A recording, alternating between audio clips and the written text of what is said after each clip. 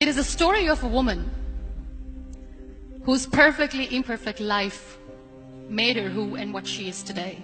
It is the story of a woman who with time realized the real happiness doesn't lie in success, money, fame. It lies within.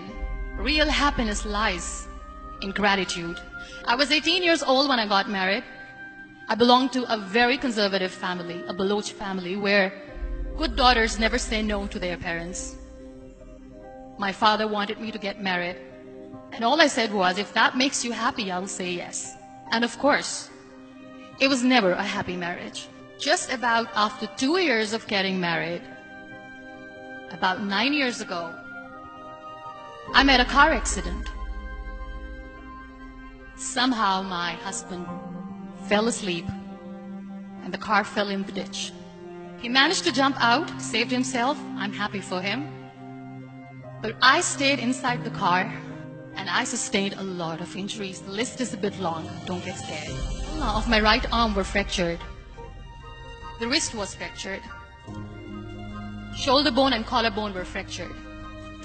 My whole rib cage got fractured. And because of the rib cage injury, lungs and liver were badly injured. But that injury that changed me and my life completely. Many people came to rescue. They gave me CPR. They dragged me out of the car. And while they were dragging me out, I got the complete transection of my spinal cord. I finally ended up in a hospital where I stayed for 2.5 months. One day doctor came to me and he said, well, I heard that you wanted to be an artist, but you ended up being a housewife. I have a bad news for you. You won't be able to paint again.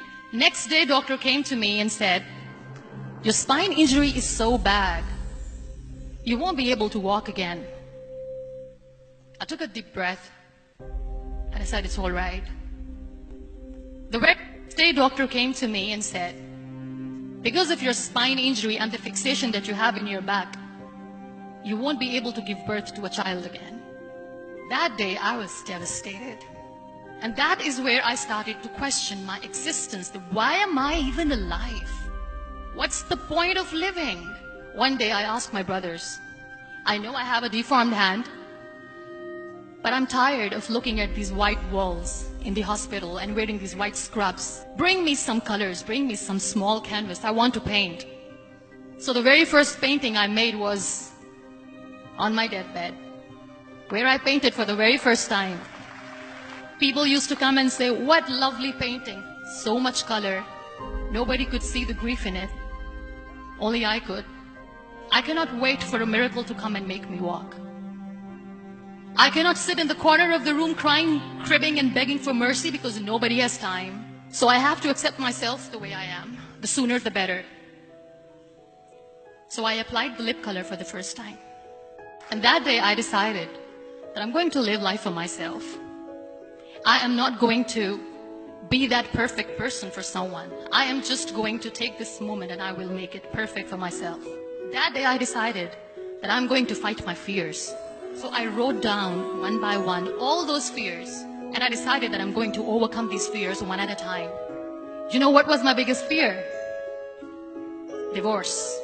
But the day I decided that this is nothing but my fear, I liberated myself by setting him free. And I made myself emotionally so strong that the day I got the news that he's getting married, I sent him a text that I'm so happy for you and I wish you all the best. And he knows that I pray for him today. My biggest fear, number 2, was I won't be able to be a mother again. But then I realized there are so many children in the world, all they want is acceptance. So there is no point of crying, just go and adopt one.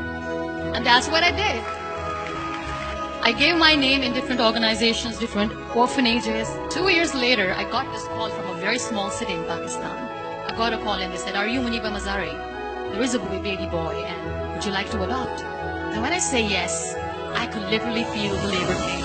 Yes, yes, I am going to adopt him. I am coming to take him home. And that day, I was 2 years old, 2 days old, and today he's 6.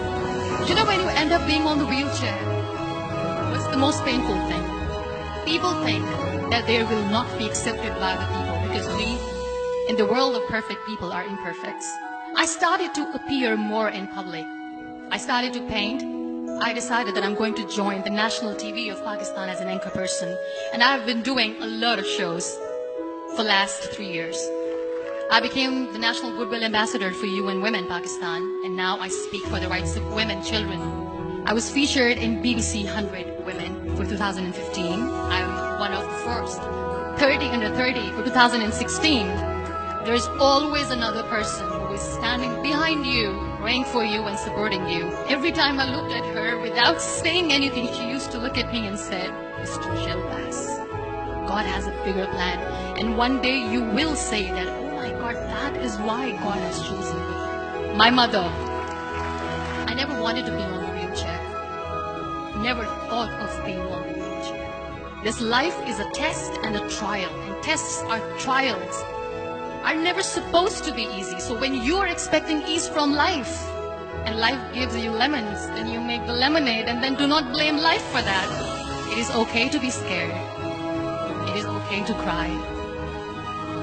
Everything is okay, but giving up should not be an option. They always say that failure is not an option. Failure should be an option, because when you fail, you get up, and then you fail, and then you get up, and that keeps you going.